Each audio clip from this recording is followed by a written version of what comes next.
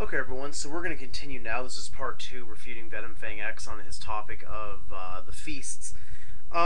He, again, goes on to mention that Jesus was examined by Herod and Pilate, and they found no fault in him. And again, he's trying to parallel this idea that Jesus was not blemished.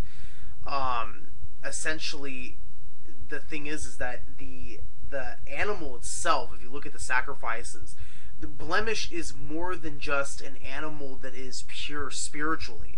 It has to be pure physically, okay, which is why they would not accept a ram or any sort of animal that was diseased, that had a broken horn, that was beaten up. I mean, the lamb. I mean, this animal had to be perfect in every sense of the term. Physically, was a must, and I don't think Jesus fit that bill. That he was physically pure, if you will. I mean, when they beat the crap out of him, I think he ceased being unblemished. But that's just my opinion based on my understanding of it.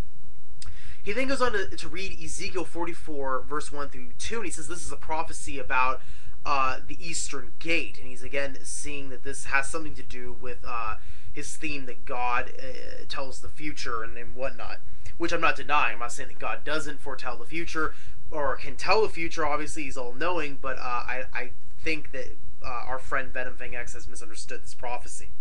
I'm reading from the other same company that Venom has his Torah in the video, and if you see the first video, I own the same one. This is by the same exact company, same commentary and everything, except this is the whole Tanakh. This includes the Torah and the other books. Now, what's interesting is I'll read it to what it says to you. This is Ezekiel chapter 44, and I'll tell you what the scholars of Judaism actually say about this. Then he returned me towards the outer gate of the sanctuary, which faces eastward, and it was closed. Hashem said to me, "This gate shall be closed. It shall not be opened. No man may come through it, because Hashem, the God of Israel, has come through it. It shall be closed." Now, he took this completely out of context. All right. Now let's first deal with what the context is. It continues. Again, this is the issue. No offense, but when many Christians take these things out of context, you're avoiding yourself of the original subject matter. This is a dangerous game you're playing, and I'm about to prove it by continuing. God forbid I should continue reading on. So it says, "The gate shall be closed; it shall not be open. No man may come through it, because Hashem, the God of Israel, has come through it. It shall be closed." Verse 3. It is for the prince. He is the leader, so he will sit within it to eat food before Hashem. He shall come in by way of the hall of the eastern gate, and by that way he shall depart. Okay? So now we know that the person who's supposed to come through this gate is the prince. Well, what gate are we talking about? Is it the entire eastern gate? And who is the prince? Well, according to the commentary, we are told that next to this small door, so when it says, when God says to Ezekiel, "This gate shall be closed, no one may enter it except for the prince," it is referring to this. Next to this small door, so that means this particular gate referenced in this verse, according to the commentary by the Jewish scholars, is a small gate. Next to this small door, which would remain closed, was a larger one for the use of the konim. That's by Rushi, okay, famous Jewish scholar, one of the most famous on Torah and Jewish biblical commentary. And so what he's saying is the whole thing wasn't sealed. It was the small door, but the bigger door could still be used. And it says the prince of this in the following chapter is either the Kohen Gadol, that's what Rushi said, and that's the high priest, or it's the king. It's the king. Menachem, cited by Rushi in chapter 45, verse 17, or the Messiah, as mentioned by the scholar Mezudus. He may sit in the doorway of the sealed gate and eat the sacrificial foods. Okay? So, we have three candidates here who this might be. Notice, though, that Rushi is the opinion that it's either the king or it's the high priest that may enter that may still have access to the main gate.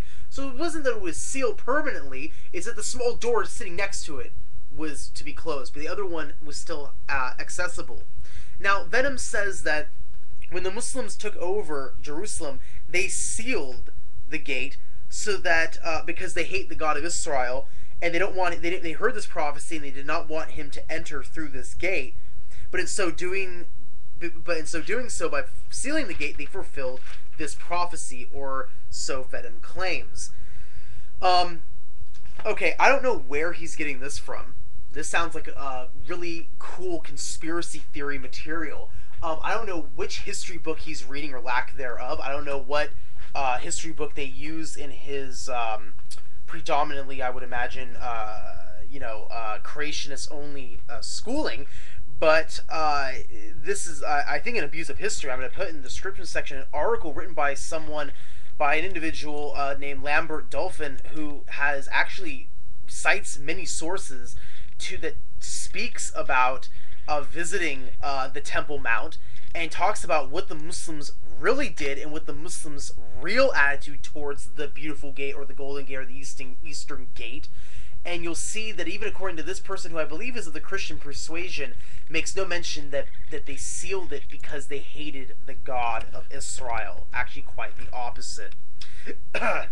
Excuse me. He goes on to mention Exodus chapter 12, verse 14, and the idea of the Feast of Unleavened Bread.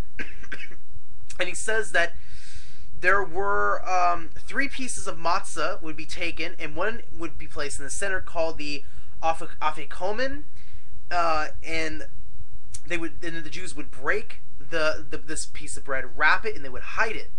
Then they had 4 cups. During the time of the second cup, they would hide the afikomen. The third cup, they would bring it back.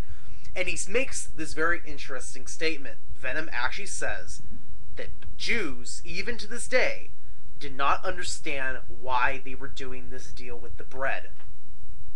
Okay, right.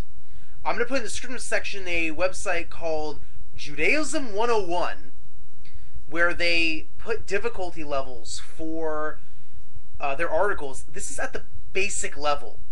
Okay, pay attention to that when you're reading it. It's at the basic level. It explains why the Jews do what they do during the Passover. So I don't know where Venom is getting this from.